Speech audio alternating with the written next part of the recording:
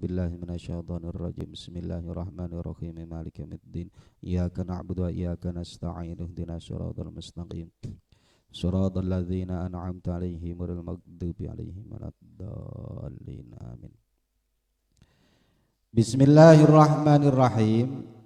Salah satu ibadah yang istimewa dan ibadah ini selalu diterima dan tidak pernah ditolak itu adalah membaca sholawat. Sholawat ini semua aktivitas kita butuh sholawat.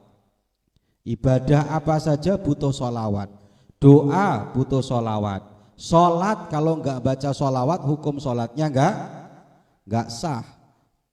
Makanya ya ayyuhalladzina amanu sallu alaihi wasallimu taslima. Makanya sholawat wiridan terbaik. Bahkan guru saya pernah mengatakan di akhir zaman itu mencari mursyid yang betul-betul mursyid itu kesulitan. Maka mursyid yang paling tinggi adalah Rasulullah Shallallahu Alaihi Wasallam. Bagaimana cara bermursyid dengan Rasulullah? Yaitu dengan kasratus sholawat, memperbanyak baca sholawat. Salah satu keistimewaan sekarang fadilahnya sholawat. Kamu kalau buku ada kitab kan biasanya saya suruh tulisi sholawat, ditulisi sholawat. Ternyata keterangan dalam kitab I'anatut Talibin ini dikatakan man shalla alayya fi kitabin, barang siapa menulis sholawat di bukunya, di awal bukunya ditulisi sholawat, maka lam tazalil malaikah tastaghfirulahu madama ismi fi dzalikal kitab, maka malaikat akan terus menerus memintakan ampun kepada orang yang punya kitab itu selama tulisan sholawat itu masih tertulis rapi di kitab tersebut. Makanya kamu lihat semua kitab-kitab saya yang dulu di pondok itu pasti awalnya ada sholawatnya. Lah kitab kamu kalau kamu nulis harus ada sholawatnya. Selama sholawat itu masih tertulis di kitab kamu, maka selama itu pula malaikat akan terus memintakan ampun kepada kita. Tuh makanya sholawat ditulis di kitabnya. Dawuh Rasulullah Shallallahu Alaihi Wasallam yang lain tentang keistimewaan sholawat, man sarrahu ayyalqallaha wa huwa anhu radin falyuksir minas sholati alayya. Barang siapa kepingin kelak bertemu dengan Allah wa huwa anhu radin, dan Allah ridho kepadanya, Allah rela kepada orang tersebut, maka falyuksir minas sholati alayya, maka hendaklah dia memperbanyak sholawat kepada kanjeng Nabi. Jadi jalbur ridhollah, sholawat itu juga bisa menarik ridhone Gusti Allah. Ya ngono ya. Bahkan dalam hadis yang lain, man aksara minas sholati fi hayatihi, ini ditulis nanti suatu saat kalau ujian kita tanya, barang siapa memperbanyak sholawat saat dia masih hidup di dunia, hidupnya di dunia yang paling banyak wiridannya adalah sholawat, paling banyak senangnya dia membaca sholawat, maka amarallahu jami'a makhluqatihi ayyastaghfiru lahu ba'da mautihi, maka Allah akan memerintahkan seluruh makhluk-makhluknya Allah untuk selalu memintakan ampunan kepada orang tersebut ba'da mautihi, setelah dia wafat, setelah dia mati. Ada orang yang dia meninggalnya membawa dosa, tapi ketika di hari kiamat dosanya tinggal sedikit. Bisa jadi karena dalam hidupnya dia berbanyak baca sholawat. Karena kata Kanjeng Nabi, siapa yang selama hidupnya banyak baca sholawat, seluruh makhluk akan mendoakan dia, seluruh makhluk akan memintakan ampun kepada dia saat dia nanti sudah mati, sudah meninggal. Bahkan ini ada hadis yang lain mengatakan aksiru minas sholah, perbanyaklah baca sholawat, fa innaha nurun fil qabri, karena sesungguhnya sholawat itu adalah cahaya ketika nanti kita ada di kuburan, wa nurun ala sirat, dan cahaya ketika di siratal mustaqim, wa nurun fil jannah, dan cahaya ketika kita berada di surga. Cahayanya besok kalau kamu mati, kuburan itu kan peteng, ukurannya kecil, betapa gelapnya kuburan. Kuburan kalau pengen terak, kalau pengen bercahaya, maka perbanyak baca sholawat. Ini juga ada hadis yang aneh. Ini asik ini hadis yang ini. Wa qala Nabi sallallahu alaihi wasallam, ya, ini ditulis juga. Aksarukum sholatan alayya, siapa orang yang paling banyak membaca sholawat kepadaku, aksarukum azwajan fil jannah, maka dialah orang yang kelak di akhirat paling banyak istrinya. Ya, ini apa ya, penyemangat orang yang pengen banyak istri di dunia tapi nggak mampu. Gimana caranya? Lempar keinginannya untuk memperbanyak baca sholawat. Apa? Aksarukum sholatan alayya aksarukum azwajan fil jannah. Siapa yang paling banyak baca sholawatnya, besok di akhirat paling banyak istrinya. Ya, ono ae hadis iki. Nah, kemudian bagaimana sholawat itu sedemikian hebat? Bagaimana cara membaca sholawat yang benar? Ada dua versi. Ini saya sampaikan semua. Ada versi dalam kitab ini, I'anah ini, ada versi menurut guru kita, yaitu guru kita Mbah Yai Mahrus Lirboyo. Ini saya sampaikan semua. Kalau dalam kitab ini, kenapa kok kadang ada orang baca sholawat tapi sholawatnya tidak ada mustajabnya? Kenapa kadang ada orang baca sholawat tapi sholawatnya enggak tembus ke hatinya? Kenapa kok kadang-kadang baca sholawat tapi sholawatnya tidak ada membekas kepada dirinya? Maka wayam bagi lisyaksi idza shalla alaihi, hendaklah orang yang membaca sholawat kepada Kanjeng Nabi ayyakuna bi akmalil halat. Yang pertama, harus dalam kondisi yang paling sempurna, sing khusyuk. Lah kok sholawat sekarang ada yang jogetan, wah ini repot. Kalau cuman angkat tangan, ya hanana sik mending.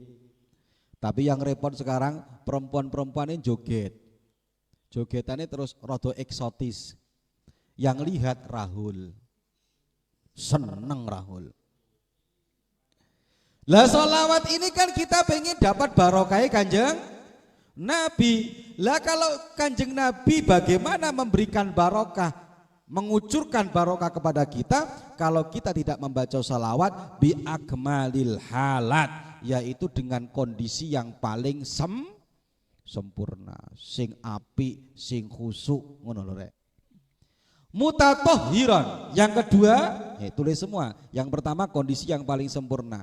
Yang kedua mutatahhiran, usahakan kalau membaca sholawat dalam keadaan suci, badannya suci, bersih, suci dari najis, suci dari hadas.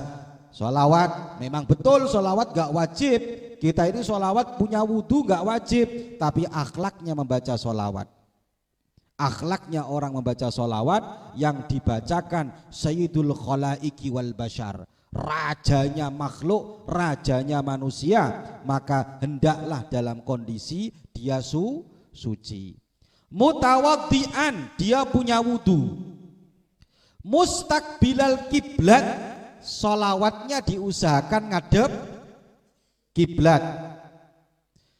Apa wajib Gus orang sholawat ngadep kiblat? Memang enggak wajib, tapi adabnya, akhlaknya orang baca sholawat anjurannya ngadep kiblat. Apalagi kamu dapat amalan, ini nak baca sholawat ini ya nak 500 kali, baca sholawat ini ya nak 10 kali. Ketika kamu kondisinya nggak ngadep kiblat, ngerset, petepak, pesepak, dipaskan ngadepnya ke kiblat. Itu yang bagus. Kemudian setelah dia ngadep kiblat, mutafakkiran fi dzatihi as-saniyah li ajlil bulughin nawal wal amniyah.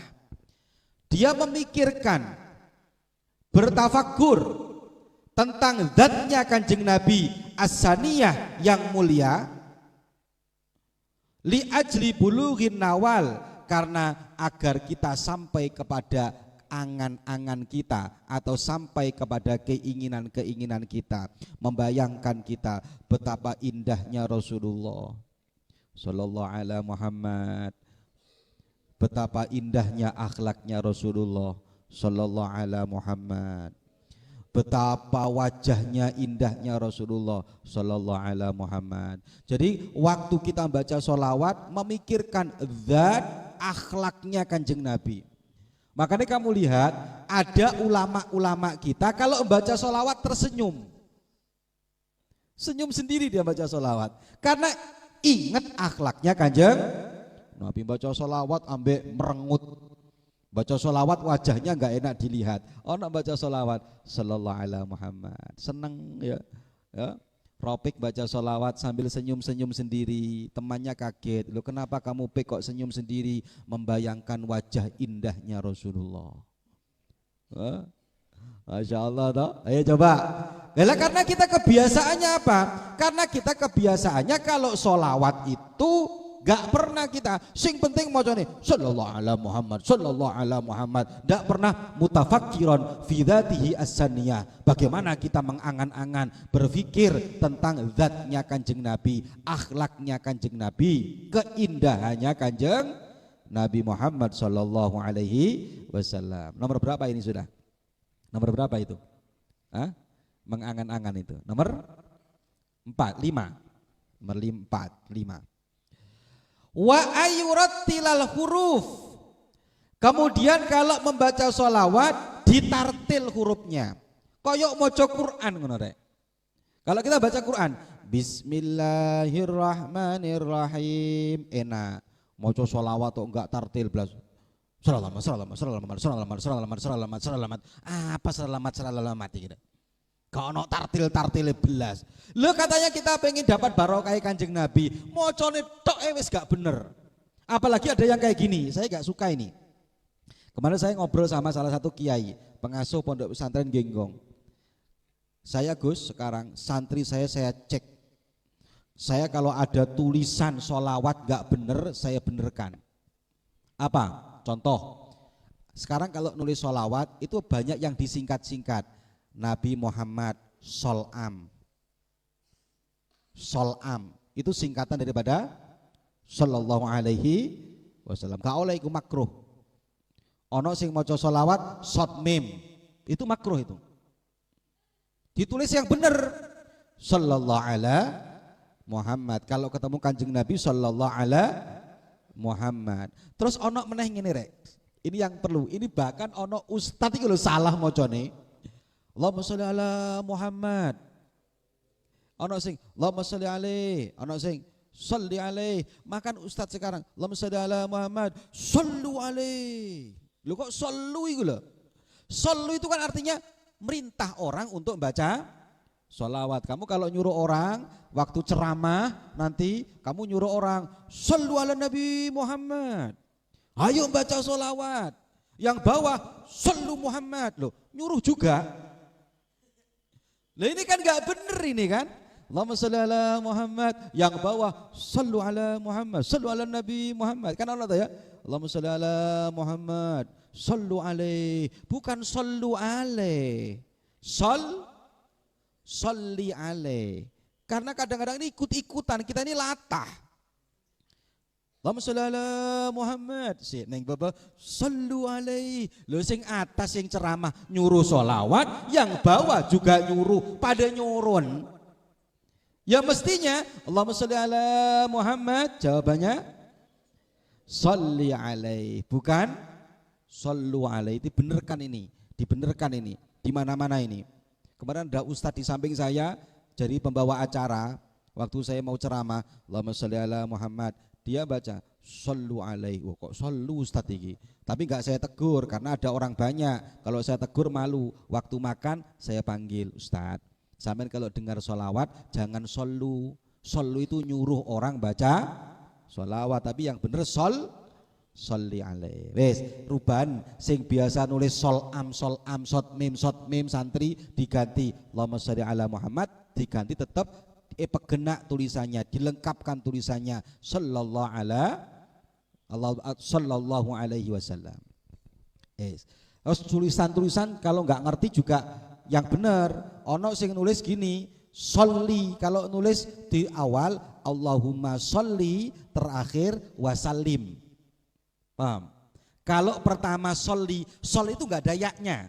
Masih banyak anak yang nulis Allahumma sholli ada yaknya, ada alif layyinahnya. Kalau ada alif layyinahnya itu fi'il madhi, sholla bacaannya. Kalau nggak ada alifnya, nggak ada alif gininya itu lah ya, itu bacanya sholli. Jadi kalau kamu nulis Allahumma sholli terakhir wasallim. Tapi kalau kamu nulisnya sholla ada alifnya terakhir wasallam, cocok fi'il madhi dengan fi'il madhi, fi'il amar dengan fi'il amar. Saya sering lihat loh anak-anak santri nulisnya Allahumma sholli tapi ada gininya, itu salah.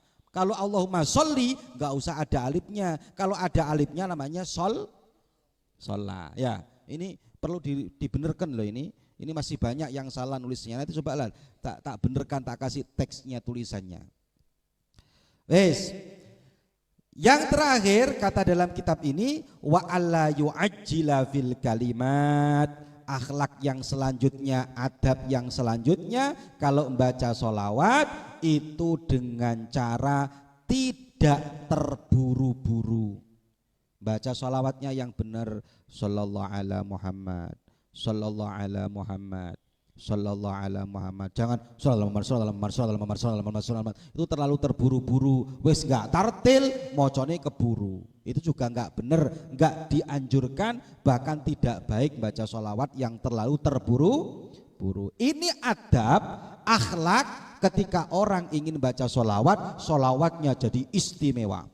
Sholawatnya biasa yang dibaca, tapi kalau akhlak dan adabnya dijaga, maka sholawatnya akan menjadi istimewa luar biasa. Kemudian kalau guru saya, nah ini perhatikan ini, guru saya Mbah Yai Mahrus Lirboyo, kalau pengen mustajab baca sholawatnya, ini niatnya, niat baca sholawat. Sebelum baca sholawat, ini perhatikan, sebelum baca sholawat ditata dulu niatnya. Jadi niat baca sholawat bukan waktu tepat ya Nabi salam alaika, atau waktu kamu baca sallallahu alaihi Muhammad, sallallahu alaihi Muhammad, ya Allah sepeda motor, ya Allah sallallahu alaihi Muhammad, ya Allah istri yang cantik, ya Allah. Ya bukan, itu di tengah-tengah sholawat gak boleh. Kalau guru saya sebelum baca sholawat ditata hatinya. Apa ditata? Niatnya 4 ini. Ini perhatikan. Sebelum, berarti sebelum kita mengucapkan baca sholawat, diam sejenak. Kalau mahalul qiyam, ya Nabi salam alaika, menengse, pegang dadanya, niat dulu. Limtisali amrillah. Niat yang pertama karena mengikuti perintahnya Allah. Allah memerintahkan baca sholawat, ya ayyuhalladzina amanu sallu alaihi wasallimu taslima. Allah neng Al-Quran memerintahkan baca sholawat. Nomor 2, niat nomor 2, tata lagi liqodoi dainina ila Rasulillah, karena kita pengen nyaur hutang kita kepada Kanjeng Nabi.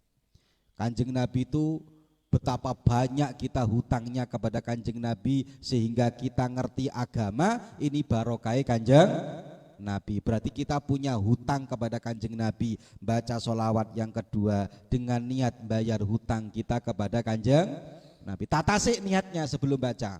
Yang ketiga litolabi syafaatin Nabi. Yang ketiga karena ngarep syafaatnya Kanjeng Nabi. Makanya kan benar, siapa yang paling banyak membaca sholawat kepadaku maka akrobukum aliyya yaumal qiyamah, besok kamu yang paling dekat dengan saya kelak di hari kiamat. Sing paling cepat dapat syafaatnya Kanjeng Nabi, mereka adalah orang yang paling banyak baca sholawat. Jadi toto yang ketiga apa? Yang ketiga apa? Niatnya mengharap syafaatnya Kanjeng litolabi syafaatin Nabi. Yang keempat baru apa? Gak bisa dipungkiri, sholawat itu wasilah yang paling istimewa agar hajat-hajat kita terkabulkan. Apa yang keempat? Liqodoi hajatina, karena akan terkabulkan hajat-hajat kita. Contoh Yasin, maca sholawat. Terakhir setelah 3 tadi petepak, ya Allah saya semakin sumpek ya Allah, kasih saya solusi ya Allah, kasih saya ya Allah ketenangan ya Allah. Wes tepak niatnya, ditata niatnya, baru dia baca asyraqal badru alaina, baru, atau dia ngocol sallallahu ala Muhammad. Lah ketika sholawat kata guru saya sudah nggak usah mikirkan itu. Ketika sholawat sudah nggak usah mikirkan ya Allah sepeda motor ya Allah, jangan, sudah kamu sudah fokus baca sholawat. Niat kamu ditaruh di depan tadi, paham nggak kamu? Amrillah, limtisali amrillah, qodoi dainil Rasulillah. Terus hajat-hajat kamu tadi taruhnya di depan. Setelah kamu taruh di depan, kamu baca sholawat, sudah jangan mikirkan itu tadi, sudah selesai. Pasrah sudah kepada Allah, wasilahnya pakai sholat. Lah kok ono arek nangis, ya Allah kenapa kamu nak? Ingat bapak saya, ingat saya belum punya sepeda motor. Loh kamu kalau sholawat ingatnya Kanjeng, mutafakkiron bidatihi, ingat zatnya Kanjeng Nabi as-saniyah yang mulia. Kalau kamu pengen nata keinginan kamu, jangan di tengah sholawat tapi di awal. Paham? Paham nggak? Ini penting ini. Ya, jadi nangis kita memang nangis untuk Kanjeng. Kadang arek sholawat nangis, lu kenapa kamu kok nangis? Iya ingat utang-utang saya. Lah ini kan kurang ajar ini. Maca sholawat yang diingat bukan Kanjeng Nabi, malah ingat hutang. Ya, jadi sing bener ngono, aku cocok iki. Sing ini saya cocok iki. Sing dawe sapa jenenge Mbah Yai kita ini cocok saya. Lah amalan kita apa yang paling istimewa? Santri sini ya, rungokno. Santri putri alhamdulillah saya lihat sudah banyak. Usahakan pakai tasbih. Tasbih kayak gini tuh lah. Ini biasanya Rohim bawa tasbih. Masya Allah. Dia walaupun seperti ini dia ahli sholawat. Saya sering lihat santri putri itu ada tasbihnya di tangan. Nggak tahu itu buat gaya-gayaan apa gimana. Tapi kok kayaknya memang baca sholawat. Baca sholawat taruh tasbih di jempolnya. Di apa kok jempol apa? Kok jempol lah sini nih. Telunjuk taruh. Sallallahu alaihi wasallam. Apa sholawatnya dari guru kita? Ya, amalkan. Ini sanatnya nyambung. Saya Santi Lirboyo, kamu di sini sambungan ke Lirboyo. Apa andalannya? Sholawat Jibril. Apa sholawat Jibril? Sholawat Jibril paling enak, paling pendek. Sallallahu ala Muhammad. Guru kita mengajarkan, pokoknya awakmu pengen rezekinya lancar, usaha kamu sukses, masa depan kita sukses, cukup setiap hari baca sholawat Jibril 1000 kali. 1000 kali itu kok 1000 kali cuma 5 menit, 7 menit. Kalau Adit kok nggak kuat, kebangetan. 1 hari 1 malam kita ambil, kamu Baca sholawat Jibril itu 1000, itu cuman berapa menit? 7 menit selesai. Sallallahu ala Muhammad, sallallahu ala Muhammad, sallallahu ala Muhammad, sallallahu ala Muhammad. 1000 satu hari cuman. Makanya saya ingat waktu saya sowan ke kiai kalau saya bangun pondok pesantren karena kita nggak mau dananya pemerintah. Yes, dananya pemerintah biar diambil yang lainnya. Kalau pesantren di sini sudah kita pakai yang ada, yang mampu dari donatur, alhamdulillah kita terima. Ya, nopo kiai, kata kiai saya, sholawat Jibril cong. Makanya di sini kamu lihat, habis maghrib sholawat Jibril, habis ini sholawat Jibril, sallallahu ala Muhammad. Loh kenapa kok sallallahu ala Muhammad? Ya karena kita andalan dari guru kita yang sampai kepada kita sholawat Jibril. Aku seneng arek sini kok ngamalkan sholawat Jibril, tak delok-delok, tak lihat-lihat, oh terak arek iki. Wah masa depannya cerah ini. Sallallahu ala Muhammad. Wis jo akeh-akeh. Tiap hari 1000 aja. Sallallahu ala Muhammad, sallallahu ala Muhammad, sallallahu ala Muhammad. Wis itu. Disebut sholawat Jibril karena ketika Nabi Adam di surga kepengin sesuatu, waktu itu kepengin istri di surga yang enaknya kayak gitu, masih pengen istri karena Nabi Adam waktu itu belum diciptakan Siti Hawa. Kemudian apa ya Allah maharnya suruh baca sholawat. Ketika suruh baca sholawat, Nabi Adam bingung, ya apa iki carane maca sholawat. Akhirnya diajari malaikat Jibril. Ini Nabi Adam baca sallallahu ala Muhammad. Makanya sholawat Jibril itu sholawat sing istimewa walaupun pendek.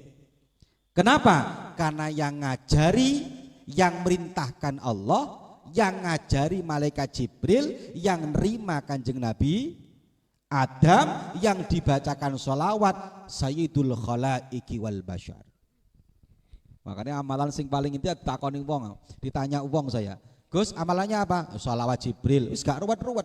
Apa? Sallallahu ala Muhammad.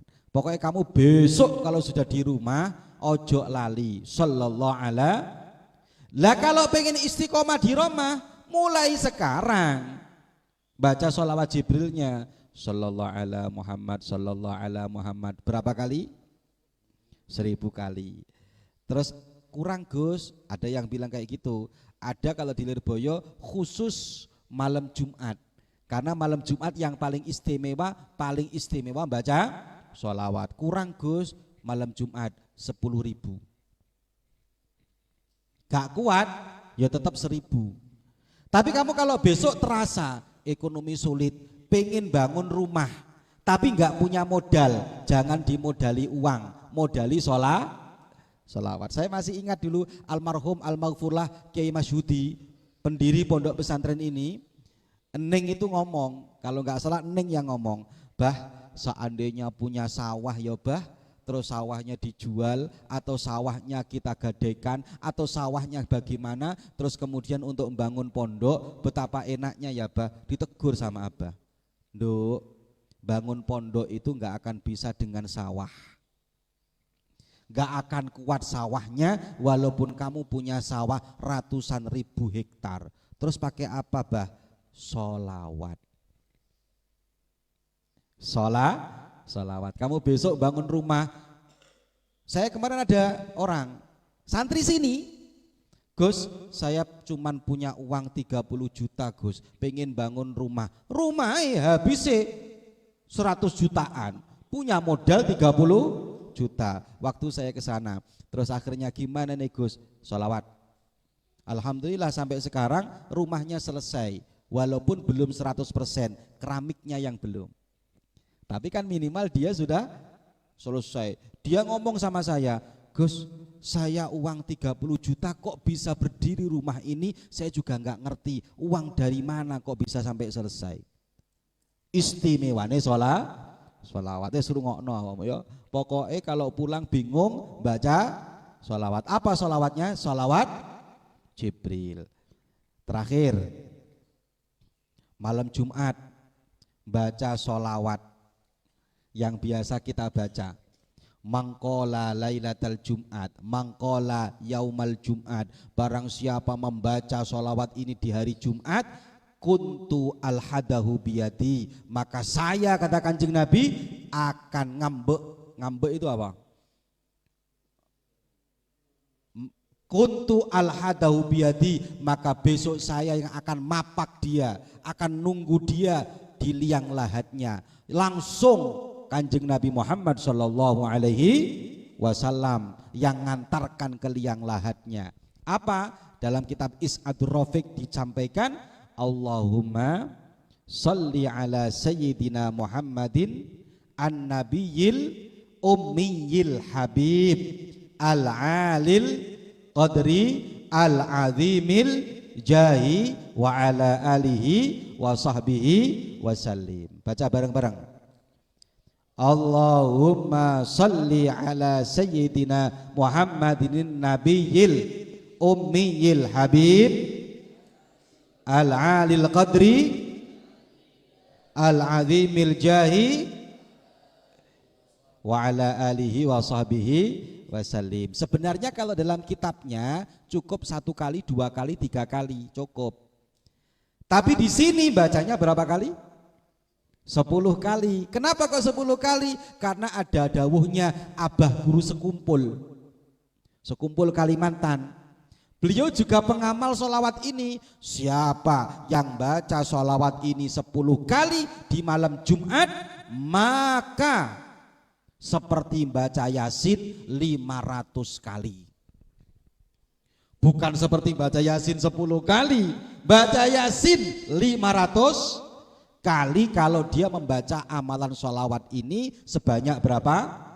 Jadi kita ngamalkannya sekali, ngamalkan dapat 2. 1 ngamalkannya seperti dalam kitab Is'adur Rafiq, karena di sana nggak ada bilangannya 1, 2, 3 boleh, kita bacanya 10 kali sekaligus mengamalkan dawuhnya Abah Guru Sekumpul, yaitu membacanya berapa kali?